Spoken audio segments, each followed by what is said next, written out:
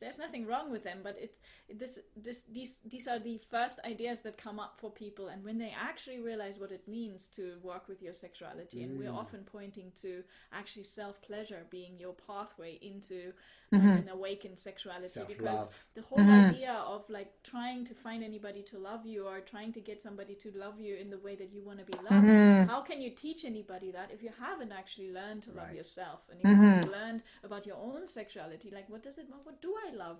We go so blindly into partnerships, we go so blindly into relationships, we have no fucking Scooby how we communicate, how we can touch each other, what vastness of what space our needs are. what vastness of tools we can use to actually connect.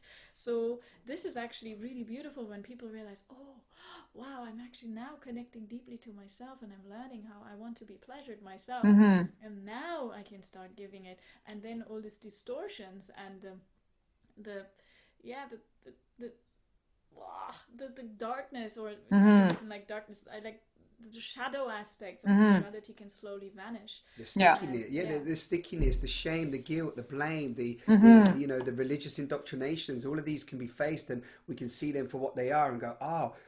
And actually, it's so beautiful you bring up self-pleasure, because that leads us back directly into authenticity. Because when I've claimed my own power, and I no longer look outside for the lover, or the holiday, or the items of objects to fulfill something that's empty inside of me, when I've filled that emptiness up and I've become whole, guess what?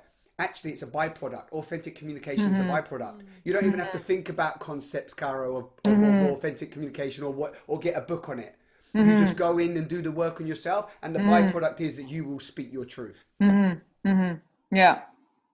Yeah, it's because there's this deep center as well. I think of you find grounding, you found your power, as well.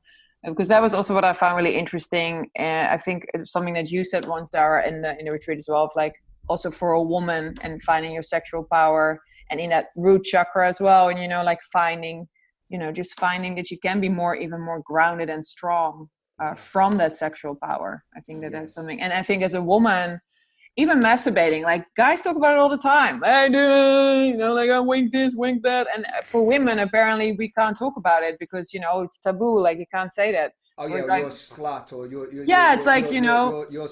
you've got some problem. And actually, the men that are talking about wanking this, that, and the other, they have no clue about masturbation. No. So just for any men out there right now, the masturbation I'm talking about, the self-pleasure I'm talking about, where we weave the heart with our genitals, where we become a whole genital.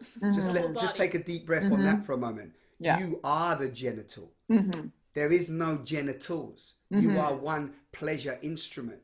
When you master your breath, movement, and sound, and you start to play with yourself, the level of energy that you can cultivate and bring into creative life force, and actually bow down in reverence to a woman so that she can feel the trust to open, so that she can open so fully that she can consume you and bring you into union, and you can actually then realize what your purpose is as so-called man, definition of man, as your role on this planet. You can start to really step into your power as a sovereign being, but you have no Scooby, because at the moment you're pulling and tugging your penis, hoping to get some sort of white stuff out of it, thinking that you've somehow liberated yourself. Well, I'm here to tell you, my brothers, I love you dearly, but it's time to wake the fuck up, because we ain't going to continue to evolve if we keep just pulling and tugging out in one movement our penises. It's time to mature up. Yeah, but it's very interesting because it's not common knowledge.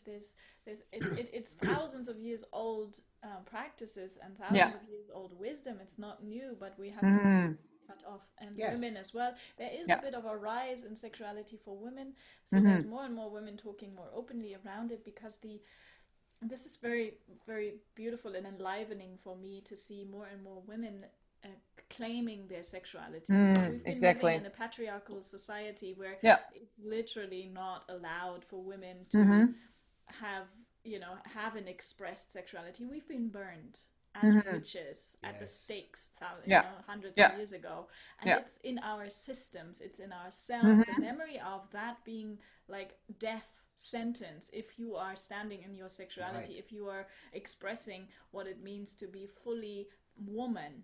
It's just very, very deep conditioning. So the liberation that's coming through the feminine, that who's slowly to understand that our bodies are our temples, and that we have so much power inside of our sexuality, that we have an ability to, as Simon just so beautifully shared, in this union to consume each other, but only if we actually step through that, if we are allowing ourselves to go into these rooms of deeper surrender and deeper pleasure, and discover ourselves and who we are at the very core. Because the feminine principle is energy, the masculine is consciousness and the feminine is energy. So we are, as women and feminine bodies, we are the embodiment of movement. So it is beautiful for us to, of course, strengthen our spirituality and our clarity and our space of mind with meditation and practices that are more masculine orientated. But at the same time, it is very, very important for us to honor our bodies, because we make bodies, as feminine bodies. We are able to create life through the physical body. So we are matter very much in the most delicate and beautiful and powerful way. We can transcend, we can bring the light of consciousness back into an alive body. We can learn to really, really radiate the brilliance of an awakened consciousness through pleasure of a body. So this is really the calling for me in my work with women and with myself, of like, how can I become more alive? How can I stand in my sensuality fully without the fears of being killed for my desires? Because it is, as much as I conceptually understand that I'm not going to be killed, it is in my body like crazy. I'm just facing it at the moment again, of how much fear comes up when I simply express desires. Yeah, it's beautiful. I think I want to backtrack a tiny piece on that, and I want to say this because there's men hopefully listening to this podcast as well. So I know there's fire there from me saying mature up and so on, and I also want to send some love and compassion and empathy out to all the brothers. And I tell you why, because what Dara just described is this, like, when the women used to get burned, and if you go back in history and look, I mean, the witches, there's a whole, as big as the Bible, there's a book that described how many women were just massacred and so on through the light of that suppression that we, as the kind of energetics of man, right, the embodiment of man, because remember, there's masculine and feminine in all of us. So Dara's talking about feminine, there's masculine and feminine in a woman, masculine and feminine in a man body. So let's be clear on that. So, but when we go back, what we have to see as man is that we have also taken in that conditioning in ourselves to think that that's why we have to suppress women and we have to be somehow the dominating embodiment of that. But when we look closer, we realize, no, we don't have to. We are equal. Women are super powerful. Without them, we don't exist. And actually, we can be in service. We can work with them so that we, through supporting them to trust again and be empowered, they empower us in a very sincere and very integrated way, where there isn't this power struggle, where there isn't this elastic banding, where there isn't this alpha males fighting over women and ownership, and women going off, sisters and sisters fighting with each other and as well, because they're like, oh yeah, what about the man? I want the man. All of that falls away when we realize that we are in this together and that we are sovereign, magnificent, divine miracles. And all of that narrative and those stories were coming from the basis of fear. They were coming from the basis of control, domination, overpowerment. And that at the core is fear. Fear of survival, fear of loss, fear of not getting what they want, fear of not being loved. Fear of not being seen and heard and held. Whoa, take a breath in on that. When we feel that, and we really own that, then we can soften and go, wow, yeah, I feel that. And I feel you, sister, and I feel you, brother. Yeah. That's really, really, it's funny. I had another question, but now you're talking about this. So now I have another question again. It's okay. Something that I also really felt when I was, when I was hearing you guys, or even when I feel a lot in my yoga practice as well, when people talk a lot about, the feminine and the masculine, or the male and the female and all that kind of stuff. Have you come across people that are non-binary or trans, or, or have like have you work with people in the groups as well that have absolutely, who say, hey, I don't identify with either men or women, and I don't even want to, you know, I'm non-binary. Like, how would it work for, because I find it, you know, I did this when I started teaching yoga. We would chant and I would go, okay, the men do this and the women do that. And I'm now ashamed because I am an ally for non-binary, gay people, trans people. Like, they are, you know, so important to me, and they are not being heard. And they can go into spiritual spaces and feel like ghosts, like feel like they're not being seen. And I think that I would really like to, you know, you guys to maybe address, have you come across it, or what would your, you know, I'm very feeling happy. Yeah, Dara and I both have, I hope, like, so first of all, for everyone out there who is exploring themselves beyond that, all of these labels for me are, let's say, separation. All of them. Man, woman, binary, non-binary, trans, like all of them are identifications, right? And so when we go into naked, we're kind of wanting to dissolve all of that. But also we're conditioned. Like, I've been on events, I've been on, and I've said certain things, and then people kind of categorize me as the alpha male in the heteronormative, what's it called?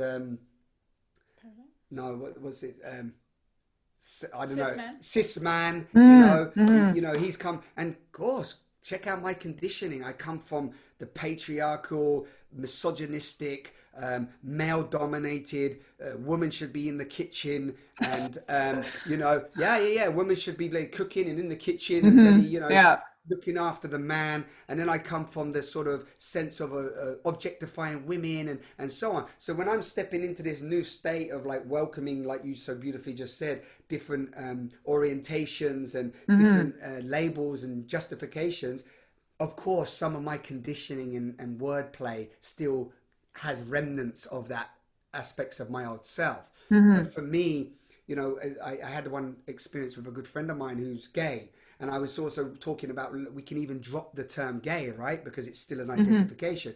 And he stood up and he was like, look, I can't, like, I hear you, but that angers me when I hear you say that, because it's taken me 15 years to be accepted as a gay man in a culture where, like, my whole bloody religious culture wouldn't let me be with a man, wouldn't let me express myself as a man who loves other men, and then wouldn't let me marry man in my right to for my freedom of sexuality. And it was so touching. Even now, as I say, I got tingles in my whole body. Me too. It was so touching. And I loved him, and I hugged him, and we had a sharing, and I totally understood. And I loved him for bringing that into my awareness. Because at the time, there was a kind of, I wasn't being dismissive, but I was inviting us to go somewhere beyond that. But I could totally feel him and have empathy that how he interpreted me was being dismissive.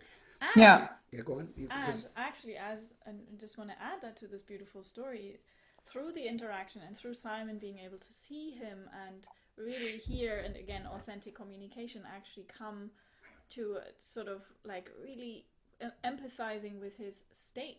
Like, after a couple of days, this man, gay, comes to me and we're having this hug, and there's a bit of like currency between us, right? Like some energy flowing.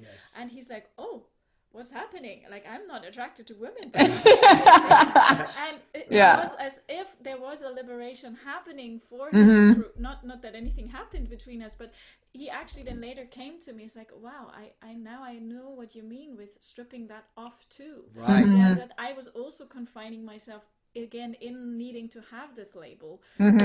So we all have our own steps in evolution, and sometimes it's needed to make a box. Sometimes it's not needed, or sometimes it's needed that we throw our boxes away. Right. I really honor that everyone who's on this journey, and especially in the terms of like non-binary and this exploration of gender, non-gender, who we are, it's very that this is happening so much right now is for me a sign of a culture that's breaking its It's breaking what we've been looking at. Right. This is the norm. Like now we're having all these other descriptions and ways and labels that want people feel like, I finally finding myself. That's beautiful. This is for me a sign of like we are diversifying. We are realizing that we're not just one or the other. We are even realizing that I have a feminine and a masculine, or a yin and a yang, if you don't like the feminine masculine principle as this. If you can just look at I have a yin and a yang pole inside of me, and I need to